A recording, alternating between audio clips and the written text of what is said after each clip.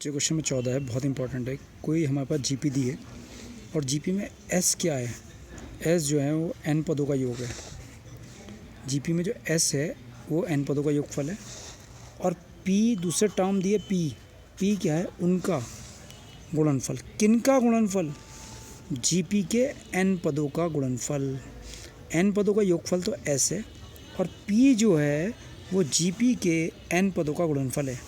और आर क्या है, व्हाट इज़ आर? उनके व्युत्क्रमों। किनके व्युत्क्रमों? जो जीपी के एन पद हैं उनके व्युत्क्रमों का क्या है, योग है। तो जो आर है वो जीपी के एन पद के व्युत्क्रमों का योग है। पी क्या है, जीपी के एन पदों का गुणनफल है। एस क्या है, जीपी के एन पदों का योगफल है। तो सिद्ध कीजिए कि पी स्क्वायर आर की पावर एन बराबर एस की पावर एन हमको सिद्ध करना है। ठीक है, तो हमारी जो व्यापक गुणोत्तर श्रेणी होती है, व्यापक जीपी आप सभी जानते हैं क्या होती है। क्या होती है? A comma a r square and so on a r की पावर एन माइनस वन। तो जीपी के ये एन पद हो गए, ये व्यापक जीपी हो गई।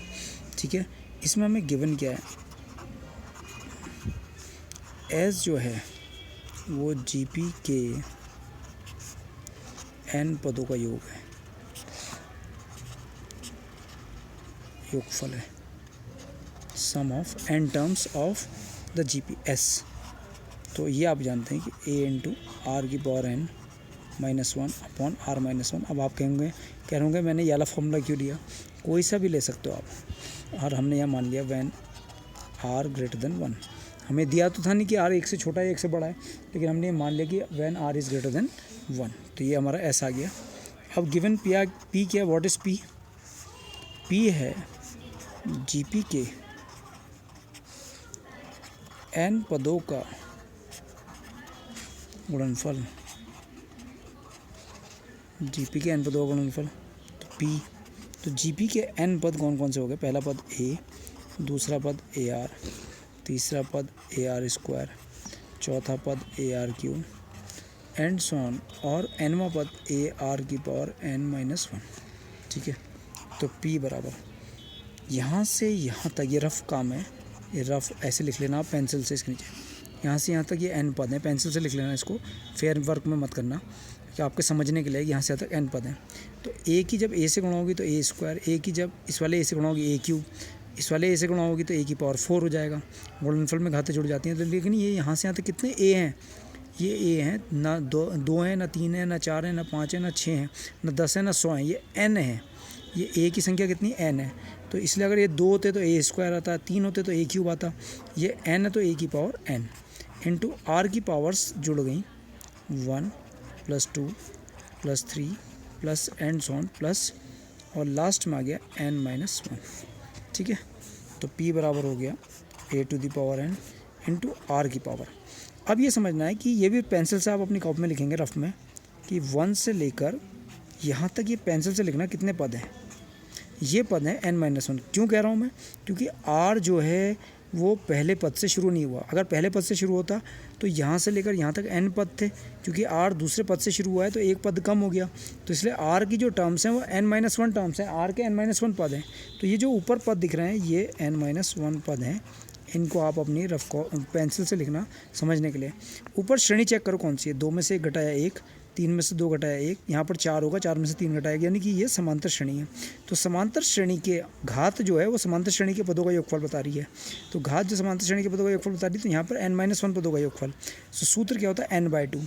तो n/2 की जगह n-1/2, फिर यहाँ आएगा 2a, a की जगह पहला पद 1 प्लस n की जगह पर n-1, फिर -1 सूत्र में होता ही है, n की जगह पर n-1 आ गया क्योंकि n-1 पद है, इंटू डी का मान निकालने के लिए 2 में से 1 घटाया 1, 3 में से 2 घटाया 1, तो डी का मान 1, ये घात में आ गया बिकॉज a बराबर 1 और डी का मान 2 - 1 बराबर 1, तो डी बराबर 1 आ गया और एस एन बराबर आ गया n/2। ये समांतर श्रेणी के एन पदों का योगफल 2a + n-1 इंटू डी। ठीक है, और यहाँ पर हमने ये लिख दिया p बराबर a to the power n into r की पावर n-1/2, और यहाँ पर आ गया 2 + n-1 को -1 से घटाया n-2 और n-2 को जब 1 से गुणा करेंगे तो n-2 ही बचेगा, 2 से 2 कैंसिल हो गया। तो p की वैल्यू आ गई a⁴n, r की पावर यहाँ से क्या बचा n बचा, तो n × n-1/2, तो ये p की वैल्यू आ गई। ठीक है, अब कैपिटल R के लिए वो क्या कह रहा है, देखिए कैपिटल R के लिए कह रहा है, ध्यान से देखिए कि जो कैपिटल R है, कैपिटल R जो है उनके यानी कि इनके n पदों के व्युत्क्रमों का योग है, यानी कि योगफल है। तो capital R given, capital R बराबर GP के n पदों के व्युत्क्रमों का योगफल, GP के n पदों के व्युत्क्रमों का योगफल। तो GP का पहला पद a होता है, उसका व्युत्क्रम 1/a, दूसरा पद AR तो उसका व्युत्क्रम 1/AR, तीसरा पद 1/AR² है तो इसका व्युत्क्रम 1/AR² plus and so on, nवें पद का व्युत्क्रम पलट दो 1/a की AR⁴n-1। अब कैपिटल R बराबर, तो पद तो ये n ही है यहाँ से यहाँ तक, पद कम थोड़ा हुए, पद तो उतने ही n, लेकिन हमने क्या करा, उन्हें व्युत्क्रम कर दिया यानी कि पलट दिया है। ठीक है, अब इसका योगफल निकालेंगे तो सूत्र क्या होता है, a कौन है यहाँ पर 1/a बड़ा ब्रैकेट। अगर हम इसका सारोनुपात निकालें तो इसको हम इससे भाग देंगे, यानी कि सारोनुपात, तो 1/AR को 1/a से भाग देंगे तो a से कैंसिल होगा, 1/R आएगा, तो सारोनुपात 1/R आ गया। देखो तो 1/R हमेशा 1 से छोटा ही होगा, तो 1/R 1 से छोटा होगा, तो यानी कि इस 1 से छोटा होगा, इसलिए 1 माइनस, सूत्र बदल जाएगा 1/R⁴n अपॉन इक्वल का साइन यहाँ लग जाएगा, R यहाँ जाएगा, और 1 - 1/R। ठीक है कि 1/R तो 1 से छोटा ही होगा, तो R बराबर आ गया, इसे एक को नीचे लिया 1/1 माइनस 1 की पावर n और r की पावर n, तो 1/R⁴n, नीचे r - 1/R, और ये जो 1/a था ये कहाँ गया नीचे, तो r तो ऊपर चला गया, तो r की जो वैल्यू आ गई, कैपिटल R की वैल्यू आ गई, ये r ऊपर गया, तो r इंटू यहाँ एलसीएम r⁴n, तो r⁴n-1 अपॉन r⁴n अपॉन नीचे a इंटू r - 1, तो a इंटू r - 1, तो ये आ गया हमारे पास इतना। ये r⁴n कहाँ जाएगा फिर, नीचे। ठीक है, तो कैपिटल R की वैल्यू आ गई, देखिए कैपिटल R की वैल्यू आ गई, r into r⁴n-1 upon r⁴n into r - 1। ठीक है, तो इतना आपको समझ में मेरे ख्याल से आ गया होगा,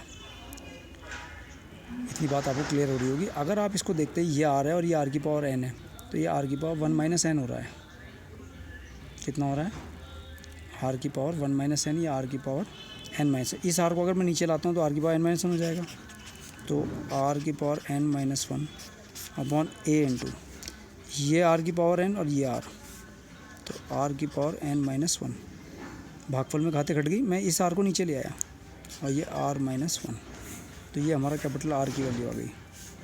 अब आप LHS देखिए, LHS क्या है, p² r⁴n, तो p की वैल्यू है हमारे पास a⁴n r⁴n इंटू n-1/2 का होल स्क्वायर। p की वैल्यू थी a⁴n into r�n into n-1/2 into और जो हमारा r⁴n है, r⁴n, तो r की वैल्यू तो यही आई, तो r⁴n-1 अपॉन a इंटू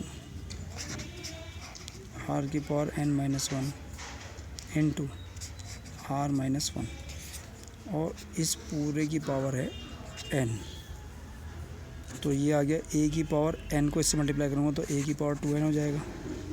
ठीक है, r की इस 2 से ये 2 कैंसिल हो जाएगी, तो r की पावर क्या बचेगा, n इंटू n-1 बचेगा, इस 2 से 2 कैंसिल हो जाएगी खुलने के बाद, और a की पावर 2n हो गया इंटू r की पावर n - 1 की होल पावर n हो गया, आर की पावर n माइनस वन की होल पावर n हो गया अपॉन ए की पावर n हो गया, आर की पावर n माइनस वन और n, तो आर की power n into n minus one हो गया, और r माइनस वन की पावर भी n हो गया, r माइनस वन की पावर भी n हो गया।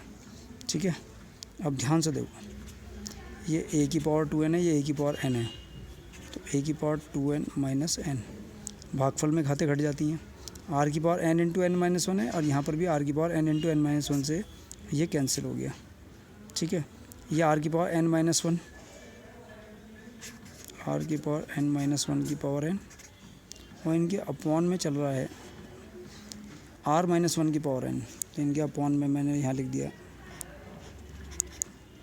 r माइनस वन की पावर n।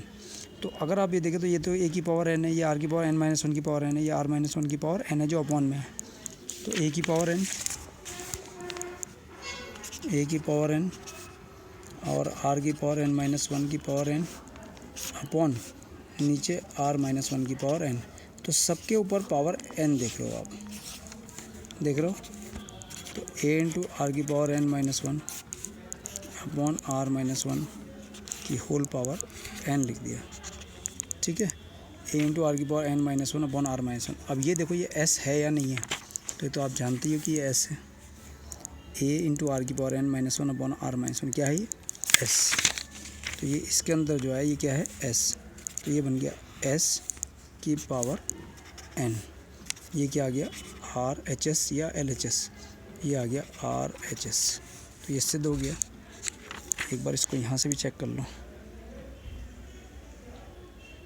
ध्यान से आप देख लो, बहुत important question, it is most important question, और इसका ये वाला पार्ट भी यहाँ चेक करो, जैसे मैं समझा रहा हूँ इसको वैसे ही करने की कोशिश करना।